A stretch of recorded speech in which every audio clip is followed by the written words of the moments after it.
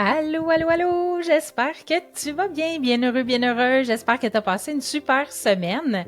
Moi, j'ai eu une belle, belle semaine. Je suis en feu, je suis en forme. J'ai trouvé mon positionnement pour mon entreprise. Si jamais tu n'as pas vu mon reel, ça fait 3 ans que je cherche à qui m'adresser, puis c'est quoi ma phrase, mon énoncé de positionnement. Puis j'ai eu un mastermind d'une semaine. Et oh my God, je l'ai enfin trouvé. Bref, c'est pas ça le sujet d'aujourd'hui, mais je suis tellement contente que je voulais te le partager. Je suis vraiment excitée. Aujourd'hui, je commence par quelques questions pour toi. Combien de fois t'as dit oui à quelqu'un puis que ça dépassait tes limites, que ça répondait pas à ton besoin du moment? Combien de fois tu t'es oublié, que t'as plié sur tes valeurs pour plaire ou pour faire plaisir ou pour être aimé ou par peur du jugement? Combien de fois tu t'es pas exprimé pour pas faire de vagues parce que tu avais peur de ce que les gens allaient dire, parce que tu avais peur qu'ils t'aiment pas? Combien de fois tu as fait des compromis dans ta vie, peu importe le domaine de ta vie, là, mais que ça te convenait pas du tout, mais que tu as accepté l'inacceptable? Ça, c'est vraiment, je sais pas, c'est une tendance. Je pense qu'on a, entre autres les femmes, je pense que pour les hommes, c'est un peu moins difficile pour eux de s'exprimer, de prendre leur place. Mais, mais coudonc, c'est ça. Puis je suis passée par là. Je vais te conter quelque chose tout à l'heure. Puis là, je viens de penser que cette semaine, le 27 janvier, c'est l'anniversaire de ma maman. Et elle change de dizaine cette année. Alors, je voulais te souhaiter un joyeux anniversaire. Maman, je te souhaite une magnifique journée. Plein de petits et de grands bonheurs cette année pour toi. Et je sais que changer de dizaine pour une femme, en tout cas, moi, à chaque dizaine, ça a été une remise en question.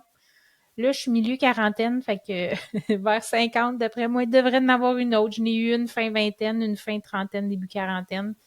Fait que j'imagine que 50, je passerai pas à côté non plus, en espérant qu'elle soit pas aussi intense que celle de la quarantaine. Oh my God. En tout cas, bref, ça, c'est un autre sujet. On en reparlera une autre fois. C'est pas ça que je veux parler aujourd'hui. Aujourd'hui, je veux vraiment te parler de s'oublier jusqu'à s'effacer. Parce que t'es pas toute seule là-dedans. Si tu as répondu oui à une de mes questions, là, c'est parce que tu t'oublies jusqu'à temps que tu t'effaces, que tu te peintures dans le coin, comme j'aime à dire. T'as dit oui, mais t'aurais voulu dire non. Tu t'es effacé pour laisser la place aux autres, pour laisser le stage aux autres, comme on dit, entre guillemets. Euh, on a peur du jugement, on a peur du rejet. C'est vraiment épuisant émotionnellement de s'oublier au profit des autres. Parce que les compromis, ils n'arrêtent jamais. On est toujours en compromis, on est toujours, tu sais, en dedans de nous, là, on le sait, ah, je devrais dire non, mais ça fait longtemps que je l'ai pas vu, je vais y aller pareil, ou ça me tente pas, mais faut bien que je donne de mon temps. Tu sais, là, name it, là, il y en a des exemples, des millions d'exemples que je pourrais te donner de moments où est-ce qu'on s'est oublié, puis qu'au bout du compte, à force de s'oublier, mais on s'efface. Puis quand on s'efface, qu'est-ce qui arrive? Ben, on se connaît plus, on est dans le brouillard, on sait plus qui on sait plus comment rêver. Et là, c'est la crise identitaire qui approche, qui s'en vient. On a les deux pieds dedans, puis on sait plus quoi faire. Si t'as pas écouté mon dernier épisode, c'était justement sur la crise identitaire, briser la crise identitaire. C'est l'épisode précédent, l'épisode 52. Je pourrais te mettre le lien en note d'épisode si jamais tu veux t'y référer puis aller l'écouter. Donc, ce que je disais, c'est que les compromis, ils n'arrêtent jamais. Puis quand on les dépasse souvent, nos limites, quand on s'oublie trop fréquemment, ben à un moment donné, ça fait que ça crée un vide intérieur. Puis il devient difficile à combler parce que plus que tu t'oublies, plus que tu t'effaces, plus que le vide grandit à l'intérieur de toi. Puis après ça, le chemin pour le remplir est d'autant plus long. Puis j'en parle par expérience, c'est pas des blagues.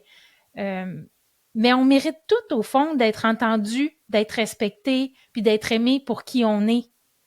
Mais pour ça, il faut que les autres sachent qui on est. Il faut qu'ils sachent c'est quoi nos besoins, il faut qu'ils sachent c'est quoi nos limites, il faut qu'ils sachent c'est quoi nos rêves, il faut qu'ils sachent... Tu comprends? Si on n'exprime rien, on peut pas être reconnu pour qui on est parce qu'ils savent pas qui on est au fond. Ils connaissent la personne qui se met toujours de côté. Ah, Dolphine, elle fait passer les autres devant elle. Ah, regarde si c'est fin, elle est venue m'aider. Puis, mais on se rend pas compte. Parce que dans le fond, là, ce que je me suis rendu compte à un moment donné, là, c'est que c'est ta responsabilité de dire non. Parce que si l'autre personne dit oui, ben, elle prend pour acquis que tu as dit oui de bon cœur. Elle n'a pas à penser ah, ben peut-être qu'elle voulait dire non, puis peut-être qu'elle n'est pas bien là-dedans. Non, tu as dit oui. Elle prend pour acquis qu'elle a dit oui, que tu as dit oui, c'est-à-dire. Je sais pas si tu comprends ce que je veux dire. J'espère que je suis assez claire dans mon propos.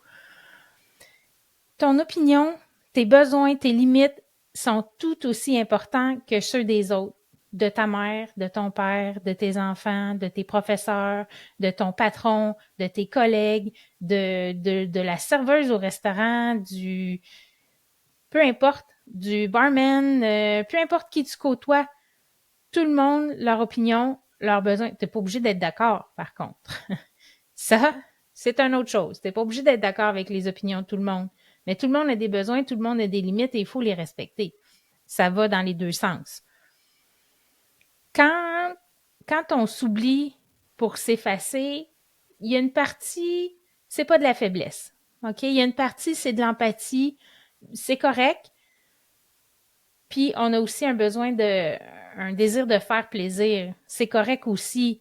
Mais à un moment donné, il y a des limites, là. On peut pas juste donner, donner, donner, penser pour les autres, faire pour les autres, réfléchir pour les autres, agir pour les autres, prendre les devants pour être sûr que tout est beau, pas faire de vagues, pas faire de chicanes.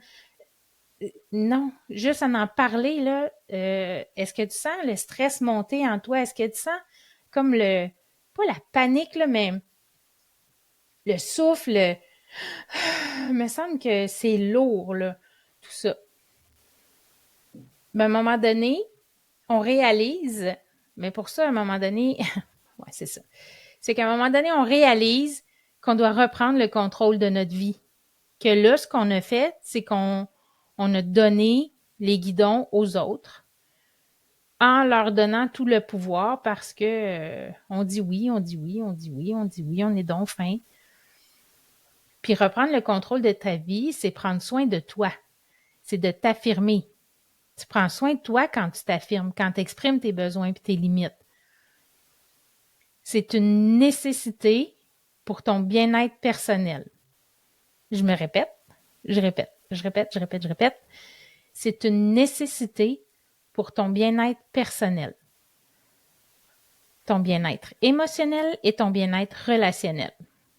Donc, je ne sais pas si tu comprends l'ampleur. Est-ce que tu as déjà atteint le fond de t'être tellement oublié là, que tu t'es vraiment peinturé dans le coin puis que là, on dirait que tu sais plus comment t'exprimer, tu sais plus quoi dire, tu t'as perdu confiance, ton estime est à -1000. Ben ça fait monter ton stress, ton anxiété. C'est sûr. C'est sûr, sûr, sûr. Puis après ça, qu'est-ce qui vient avec ça quand on est trop stressé et qu'on est trop anxieux? Ben, il y a des problèmes physiques qui apparaissent, des problèmes de santé mentale qui apparaissent aussi. Pourquoi pas commencer? Ça, là, je passe d'une idée à l'autre, là. Mais ça devrait être quelque chose qu'on enseigne à l'école aux jeunes. Puis, en fait, est-ce que c'est la responsabilité de l'école? Non, c'est la responsabilité des parents. Je reprends ma phrase. Les parents devraient enseigner ça à leurs enfants. À dire, voici, je suis, mes besoins sont, ma limite est atteinte, tu as dépassé les limites. Tu sais, il y a une façon de le dire, là. Tu n'es pas obligé de dire ça en criant, puis en hurlant, ou en pleurant, ou en rouspétant, ou en bougonnant. Il y a une façon de le dire. Sauf que si on pouvait apprendre à nos enfants à être et à exprimer qui ils sont, Seigneur, qu'on éviterait des problèmes dans les années futures quand ils deviennent adultes. En tout cas, à mon avis. Je suis pas une professionnelle, je suis pas une psychologue, je suis pas une... peu importe. Sauf que c'est ce que j'ai observé. Puis, c'est quelque chose que j'ai pas tant appris, qu'on n'a pas tant appris à nos enfants non plus. Tu sais, être doux, docile, toujours faire ce que les parents disent, puis ça laisse pas de place ben à être ça. Mais coudonc, on a fait ce qu'on pouvait avec ce qu'on avait. Puis je pense qu'ils sont quand même heureux, nos enfants. En tout cas, je le souhaite du plus profond de mon cœur.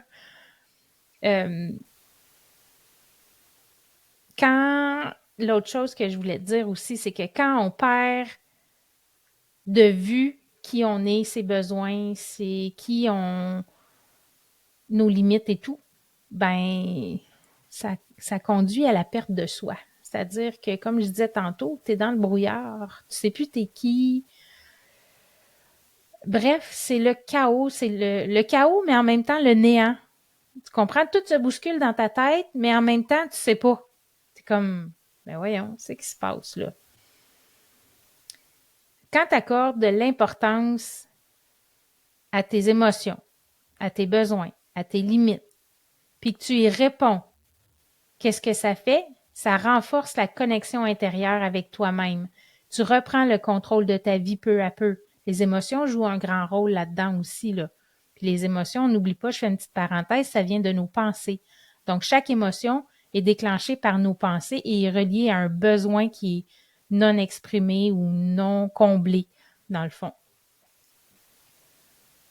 Puis, tu sais, l'être humain, là, on a tendance vraiment beaucoup à se comparer. Et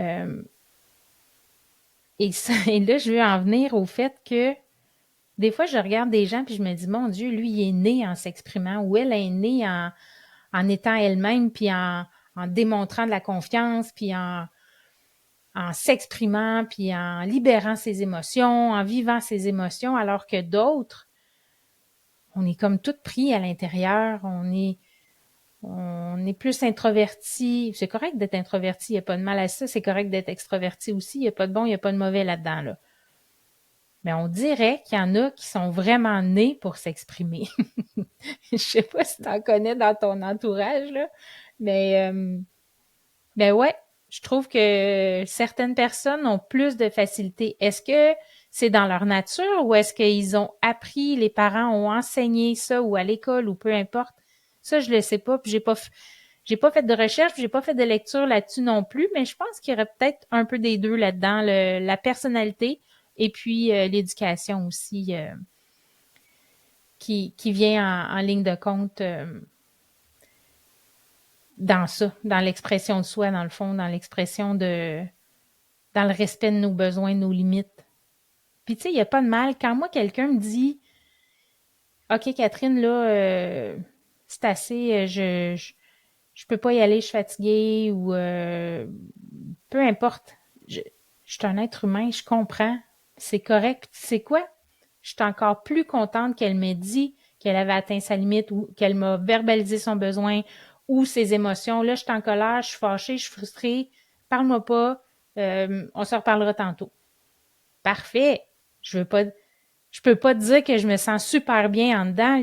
Il y a un inconfort parce que moi, j'aime pas quand les gens sont fâchés puis vivent des émotions désagréables, de la colère, de la honte, de la tristesse. Je viens tout croche en dedans. Sauf que je suis contente parce que je sais à quoi m'en tenir, parce que ma relation avec la personne, elle est claire. Elle a exprimé son besoin, ses limites, ses émotions. Je sais à quoi m'attendre. Si elle dit rien, elle ferme sa bouche, elle se tourne de bord puis elle s'en va, qu'est-ce que tu penses qui va arriver? Mon hamster va rouler à 300 000 à l'heure. Ouais, mais là, qu'est-ce que j'ai fait de pas correct? Pour moi, j'ai dit, oh, je m'excuse. Hey, c'est mon alarme. Mon alarme qui me dit, Catherine, comment te sens-tu dans ton corps présentement? Parce que je suis en train de faire ça, la reconnexion avec mon corps, puis là, c'est mon alarme. J'ai encore oublié de l'éteindre. Coudon. On va vivre avec. Ça va faire partie des podcasts Les alarmes à Catherine. Où est-ce que j'en étais donc? J'en étais à... Bah, je m'en souviens plus, ciboulette. Bon, OK. Ah oui, là, c'est ça, les relations, c'était clair. La relation est claire. Que si quelqu'un ne parle pas, se ferme et tourne de bord puis s'en va, ben là, je vais m'imaginer 1 million de scénarios. qu'est-ce que j'ai dit, qu'est-ce que j'ai fait, pourquoi elle se sent comme ça, alors que ça n'a peut-être aucun lien avec ce que j'ai dit puis ce que j'ai fait. Donc, quand on exprime, la relation, elle est beaucoup plus claire. On sait à quoi s'attendre. OK, elle est fâchée, puis on va en rediscuter tantôt. Parfait. Pas évident. Vraiment, vraiment pas évident. Moi, j'ai passé ma vie à me taire pour plaire. Ma vie adulte, je veux dire. Parce que quand j'étais jeune, adolescente, c'était comme, ben là, si ça fait pas ton affaire, regarde ailleurs ou prends ton sac puis va-t'en, va prendre ton petit chemin, là, puis laisse-moi tranquille. Ça, c'était à l'adolescence. C'était comme ça. J'ai perdu ça en grandissant, en devenant adulte. Donc, je faisais tout pour plaire, pour éviter les conflits, pour maintenir l'harmonie. Puis ici, tu dois entendre blessure d'abandon et de rejet. Donc, tout pour être aimé. Je l'ai déjà compté, mais je pense que aujourd'hui, je te raconte quelque chose qui va un peu plus loin que ce que je t'ai déjà raconté. J'ai passé mon temps à pas écouter mes besoins, à pas exprimer mes limites, mes émotions, à pas prendre ma place. Combien de fois j'ai pleuré dans mon lit en silence pour pas que mon chum m'entende, pour pas me faire poser de questions, parce que je voulais pas être obligée de répondre, parce que je voulais pas blesser, je voulais pas déplaire, je voulais pas... Puis des fois, ça avait même pas rapport avec lui, là. Tu sais, des fois, c'était complètement autre chose, mais je vivais tout en dedans, tout en dedans, sans rien dire, même pas écrire. Tu sais, avant, j'ai pris l'habitude d'écrire. Tu sais, quand ça va vraiment pas, je prends un cahier, un papier, puis un crayon ou un cahier, puis j'écris. Je fais de la méditation. Je me suis découvert plein de trucs que j'aime faire qui me permettent de me libérer. Mais j'ai longtemps cru que c'était la façon de faire. Puis je me suis mis le doigt dans l'œil solide, là. Mais c'est pas ça, du tout que je devais faire pour me sentir bien, pour être heureuse. Au contraire, fallait que je sorte de ma coquille. J'ai toujours fait passer les autres avant moi dans ma vie adulte. Adolescente, j'étais un peu selfish. Mais quand même. Donc, adulte, ce que ça l'a fait, c'est diminution de la confiance en moi totale, l'estime de moi moins 1000, très, très sévère avec moi-même, critique beaucoup envers moi-même. Puis, un jour, les deux fils se sont touchés. J'ai explosé. Puis après ça, je me suis sentie tellement mal. En fait, attends. Ce que je veux te dire, c'est que quand je m'effaçais très, très souvent, que je m'oubliais, puis que je m'effaçais, à un moment donné, j'explosais. Et là, les sentiments sortaient comme un volcan, là. Ça sortait, mais j'avais zéro contrôle, là. Il fallait juste que ça sorte. Puis, j'avais juste besoin, au fond, de m'exprimer, puis qu'on m'entende, puis que je sois reconnue. Mais pour ça, il a fallu que j'apprenne à le faire petit peu par petit peu, puis à chaque fois que ça se présentait, pas attendre pendant 1 an, 2 ans, empiler, m'effacer, m'oublier, puis après ça, exploser, puis les gens comprennent pas, parce que j'ai jamais rien dit. C'était pas clair, mon affaire, j'étais pas claire. Puis des fois, j'essayais de m'exprimer, mais timidement, tu sais, pas fort, parce que tu veux pas déranger. Puis si je voyais que l'autre le recevait mal, ben là, je me rétractais. Tu sais, je disais, OK, non, laisse faire, c'est pas grave, je vais m'arranger ou peu importe. Fait que j'explosais, puis après ça, j'essayais de nettoyer. Sinon, j'osais un petit peu m'exprimer doucement, pas fort. Puis là, si je voyais que ça dérangeait un petit peu ou que j'interprétais que peut-être que ça allait, là, je me retirais, je me rétractais. Puis je me repliais beaucoup sur moi-même. Je suis pas assez importante. Je suis pas assez bonne. Je me suis complètement effacée du portrait. C'était toujours l'autre, les autres. Puis quand je m'accordais un peu de temps ou de considération, je me sentais mal. En même temps, j'étais bien, voyons. Là, les enfants, ils ont besoin de ça. Faudrait que j'aille faire l'épicerie. Faudrait que ça se soit fait. Ah, j'ai pas fait mon ménage. Ah, là, OK, faut que j'aille porter une telle, mais là, je suis fatiguée. Je pourrais demander à un autre parent. Ah non, je le dérangerai pas avec ça. Tu vois, c'est constamment, constamment, constamment les autres, les autres, les autres, au détriment de moi, ma santé physique et mentale, mon bien-être, mon bonheur. Ça a fait que ça l'a accentué ma recherche de perfection. Je voulais être de plus en plus... c'est comme une roue qui tourne, tu sais. Tu t'exprimes pas parce que tu veux pas faire de vagues, mais tu vas être plus parfaite. Puis là, c'est en tout cas, pour moi, ça a été très malsain. Je ne sais pas pour vous autres, si ça vous arrive déjà, si ça vous est déjà arrivé, mais pour moi, ça n'a pas eu du bien bon dans ma vie de faire ça. Un jour, j'ai atteint le fond, le b.a.-ba, le fond, du fond. J'ai littéralement explosé devant mes enfants. Je me souviens, j'étais dans la salle de bain. Ça faisait un petit moment, puis là, je sors de la salle de bain, puis je dis aux enfants, j'en peux plus, je suis fatiguée. Et là, le torrent d'émotions qui sort. Ça sort, je suis plus capable, je suis fatiguée, j'ai besoin d'aide. Là, tu sais, je suis en détresse, là. Je suis en détresse psychologique. J'ai besoin d'aide. Je suis au bout du bout. Je suis à bout. J'en ai déjà parlé. Je suis allée chercher de l'aide. Mais tu sais quoi, c'était pas la première fois que ça m'arrivait. Ça m'était déjà arrivé quelques années auparavant d'être assis, pas couché, assis sur mon plancher devant ma salle de lavage, puis parler à ma belle-sœur, puis je pleure. Ça a duré le temps de l'appel. Après ça, j'ai essuyé mes larmes, puis j'ai cherché un peu plus d'aide, cherché des trucs, puis pour essayer de faire encore comment faire pour être heureuse, comment faire pour s'accorder du temps, comment faire, toujours dans ma tête, constamment dans ma tête, et j'oubliais d'être encore. J'avais pas compris que l'important, c'était d'être. Et ben, c'est ça. Fait que là, il y a eu le deuxième épisode et là, ben, ça a été la goutte qui a vraiment fait exploser le volcan et qui a fait que j'ai dû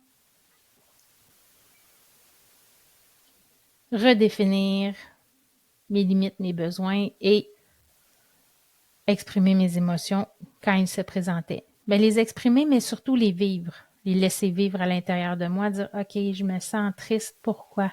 Je me sens triste aujourd'hui. Ah oui, il est arrivé telle affaire. Comme un peu analyser, mais en même temps, où est-ce que ça se passe dans mon corps?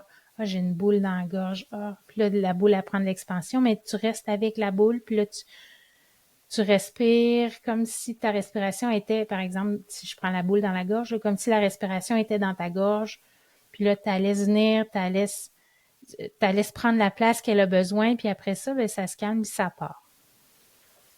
C'est un long processus. En tout cas, moi, parce que ça faisait vraiment, vraiment beaucoup d'années que je m'oubliais puis que j'étais effacée de ma vie, complètement effacée de ma vie et de la vie en général.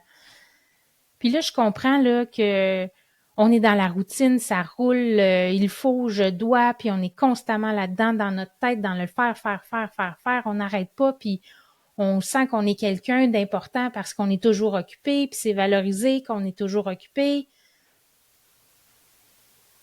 Mais au bout du compte, c'est ton bien-être à toi qui en souffre. Puis là, je te dis ça, là, que c'est un long processus parce que c'est encore un work in progress. C'est-à-dire que c'est encore un chantier pour moi. C'est pas complètement réglé. J'ai fait un bon bout de chemin, mais c'est pas encore réglé, là. Il y a encore des fois, là, tu sais, puis il faut s'observer, là, il y a encore des fois où je me surprends à dire, ah oui, oui, c'est bon. Mais non, dans le fond, j'ai pas le goût, ça me tente pas, ou je file pas, ou j'ai une émotion, puis là, hier, ça m'est arrivé, justement, hier, qu'est-ce que je me souviens plus ce que je faisais, puis là, oups, il y a une émotion qui est montée, puis mon cerveau, il a fait, non, là, c'est pas le temps, on coupe ça là, puis on passe à un autre appel, puis on continue à faire ce qu'on est en train de faire. Alors que ce qui m'aurait fait du bien, c'est m'arrêter puis me dire, OK, qu'est-ce qui se passe là? Pourquoi? Qu'est-ce qui a été l'élément déclencheur? Puis comme analyser, puis prendre le temps de vivre comme je viens de t'expliquer. Mais j'ai encore ce réflexe-là en moi de juste, OK, une émotion, on n'aime pas ça, c'est pas agréable, coupe, on passe à un autre appel, on fait d'autres choses, on va, entre guillemets, s'étourdir avec autre chose en faisant autre chose pour pas penser à ça. Mais le sentiment de se retrouver, de reprendre confiance en soi, de foncer à nouveau, de pouvoir établir des relations sincères, des relations honnêtes, des relations claires, c'est tellement incroyable, m'en allait dire écœurant. J'ai comme, je dis-tu écœurant ou pas, ça s'est passé en une fraction de seconde.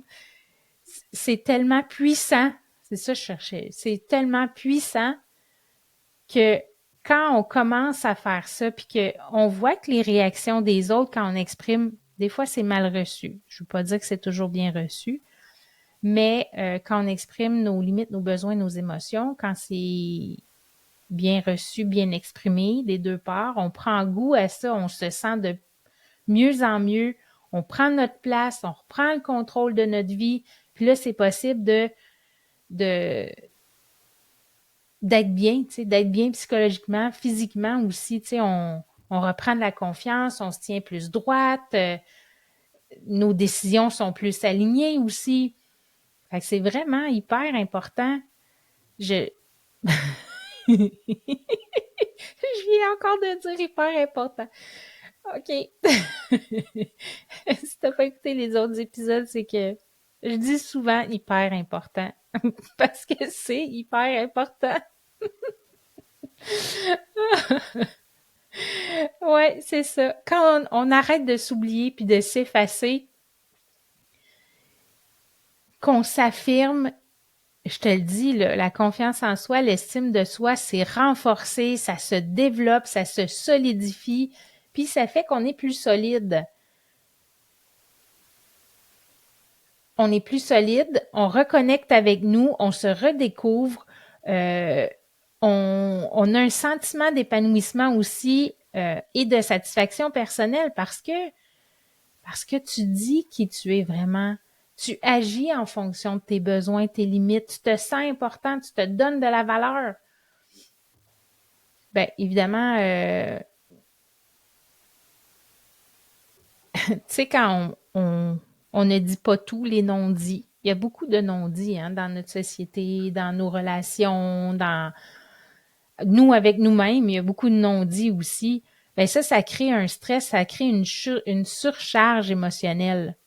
Bien, tu te sens pas bien dans ce temps-là, là. Et quand tu décides, quand tu choisis, tu fais l'heureux choix de dire, OK, là, c'est assez, là. Je suis quelqu'un, je mérite euh, que mes besoins soient comblés, je mérite de respecter mes limites, je suis importante. Ben, tu acceptes l'ensemble de qui tu es. Donc, tu t'aimes plus, tu te sens mieux, tu te sens en contrôle de ta vie. Puis ça fait que ça génère des émotions positives en toi. Puis c'est des émotions qui sont plus saines, puis des émotions plus équilibrées, puis ça va pas être des volcans d'émotions à toutes les 2, 3 mois parce que là, t'en peux plus, puis t'es plus capable. Considère-toi, prends le temps pour toi. Puis dans les relations, ce que ça fait, ben poser tes limites, ben imagine-toi donc, ça apporte le respect mutuel entre les deux personnes de la relation ou les 3 personnes, ou peu importe le nombre de personnes, collègues, employés, patron, employé, amitié, amoureuse, peu importe. Tes relations sont juste mieux parce qu'il y a un respect. Je te respecte, tu me respectes, voici qui je suis, comment j'agis, comment mes besoins, comme c'est clair, c'est un équilibre qui est sain entre toutes les parties de la relation. Ça réduit les malentendus aussi. On va pas s'imaginer plein de choses parce que les choses ont été dites. Puis comme les choses sont dites, en plus de diminuer les malentendus, ça diminue les conflits parce que c'est clair. Parce que tu as exprimé clairement ce que tu voulais pas. Donc, ça a juste des bons avantages. Pas facile, là. Je te dis pas que c'est facile. Moi, j'ai trouvé ça très, très difficile même, je te dirais. Puis encore aujourd'hui, il y a des moments où c'est difficile. Et dans la relation aussi, l'autre chose que je voulais ajouter que je viens de voir dans mes notes, c'est que ça crée des connexions qui sont plus profondes puis qui sont basées sur la compréhension mutuelle entre les personnes.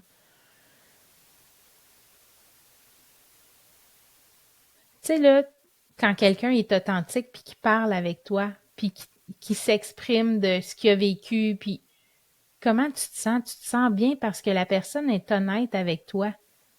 Tu peux la comprendre. Ben, c'est la même chose si toi, tu exprimes tes choses, que tu apprends à sortir de l'ombre, à faire ta place, à prendre ta place, parce que tu as ta place. Puis, du côté personnel, ce que ça t'apporte, ben, ça t'apporte de la clarté d'esprit, ça t'apporte de l'énergie pour poursuivre tes projets personnels, tes objectifs personnels. Parce que quand tu exprimes, ben, ça le sort de ta tête. Tu sais, le mettons que tu es en train de penser à plein d'affaires, puis là, ça tourbillonne, puis là, tu sais plus où donner de la tête, puis là, tu t'arrêtes 5 minutes, tu prends un papier puis un crayon, puis tu écris tout ça. Ta tête, elle est libérée. Mais c'est la même chose quand tu vis des émotions, quand tu as des besoins qui sont pas complets, quand tu as des limites qui sont atteintes, qui sont pas respectées. Là, ça tourne dans ta tête, ça prend de la place dans ta tête, puis ça prend de la place qui pourrait être utilisée à quelque chose de plus constructif, puis à faire des heureux choix, puis à le remplir de bonheur dans ta tête. Fait que si tu le sors, ça te fait de la place pour tes projets personnels, pour ton amour propre, pour le remplir de bonheur, de choses qui te font plaisir, de choses qui te font du bien. Fait que ça libère ta tête. Tu te sens mieux quand tu réussis à verbaliser, puis à t'exprimer, à sortir de l'ombre, puis à arrêter de t'effacer, puis de t'oublier. Puis là, ma préférée, c'est que tes décisions sont prises en alignement avec toi-même. Tu fais des heureux choix. Parce que le bonheur, là, c'est une question de choix. C'est pas pour rien que j'ai appelé mon podcast Le bonheur, un choix à la fois. Et puis là, en parlant de ça, je fais une parenthèse. Le positionnement, tu sais, je reviens sur mon positionnement parce que je suis tellement un état de satisfaction incroyable. Après 3 ans de travail de on avance, on recule, on avance, on recule, on avance, on recule, j'ai enfin trouvé mon positionnement. Puis justement, c'est en rapport avec les heureux choix. Dans le fond, là, le positionnement, c'est à qui je m'adresse, puis c'est quoi que j'offre, dans le fond. Dans le fond, là, l'Académie Love-toi, je l'ai fondée pourquoi? Je l'ai fondée pour les mères, pour les accompagner à cultiver comment je l'ai écrit? Je ne sais pas encore. Faut que je retravaille mon speech un peu, là, tu sais. Cultiver leur bonheur, un choix à la fois. Puis ça, je veux le faire comment? En duo. Je veux que les femmes, les mamans qui s'inscrivent à l'Académie Love-toi s'inscrivent en duo. Pourquoi? Parce que quand on est en duo, on se supporte, on s'élève mutuellement. Quand une va moins bien, l'autre pousse en dessous. Quand l'autre va moins bien, l'autre pousse en dessous. Des accountability partners qui appellent en anglais, là, tu sais, vraiment, on s'entraide, OK, t'es-tu rendu là? Moi, j'ai découvert telle affaire, puis là, on va plus loin. Ensemble, on va plus loin. C'est pour ça que l'Académie Love-toi veut vraiment s'adresser aux mamans parce que souvent, les mamans vont faire tout ce que, ou presque tout ce que j'ai raconté aujourd'hui dans l'épisode de podcast. Fait que je pense qu'il est temps, là, qu'on redirige cette force-là qu'on a en dedans de nous, cette belle personne-là, de la montrer à tout le monde, d'exprimer, de sortir, de se dépeinturer, d'écrire notre histoire en communiquant, en parlant, en s'exprimant. Puis, si jamais tu as de la difficulté, tu sais, il existe des ressources, là. Reste pas toute seule là-dedans. Si tu sens que ça va pas, puis que tu penses pas être capable de t'en sortir toute seule, puis même si tu penses que tu es capable de t'en sortir toute seule, va donc chercher de l'aide ou va demander à une amie ou dire comment tu fais, tu sais, toi, ça a l'air de quoi, puis sois curieuse. Curieuse. Et puis, ben, tu vas juste être mieux. Je pense, en tout cas. Moi, ça m'a apporté beaucoup de bien-être personnel, bien-être psychologique, bien-être émotionnel, psychologique, physique aussi. Donc, t'es pas toute seule là-dedans, là. On est pas mal de femmes, de mamans dans ce bateau-là. Et c'est ça que j'ai envie de te supporter là-dedans, puis de t'aider à grandir, puis de choisir ton bonheur, un choix à la fois. Puis pour ça, ce que j'ai fait, je t'ai créé 3 beaux ateliers. Si ça te tente de poursuivre, si tu as le goût qu'on passe un bon moment ensemble, 24 janvier, 31 janvier et 7 février, 19h sur ma page Facebook professionnelle de l'Académie Love-toi. Je vais être en live et je vais te partager plein de trucs. Le premier atelier, j'ai choisi de te parler du piège du 80-20. Je ne sais pas si tu connais le 80-20. On connaît beaucoup le 20-80, qui est 20% de nos actions donnent 80% des résultats. On connaît beaucoup ça. Il y a beaucoup de gens qui connaissent cette statistique-là, cette étude-là qui a été faite. Mais le 80-20, on la connaît moins. Et je vous explique, dans l'atelier, le premier atelier, 24 janvier, c'est de ça qu'on va parler. On va faire des petits exercices ensemble aussi pour voir comment ça se traduit dans notre vie. On va cheminer ensemble. Fait que j'espère te retrouver là. En attendant, tu peux venir t'abonner à ma page, me suivre pour voir qu'est-ce qui se passe dans l'Académie Love-toi et bien évidemment être présente le 24, le 31 et le 7 février. Alors sur ce, je te souhaite une merveilleuse semaine, bien heureuse, et on se retrouve la semaine prochaine. À bientôt!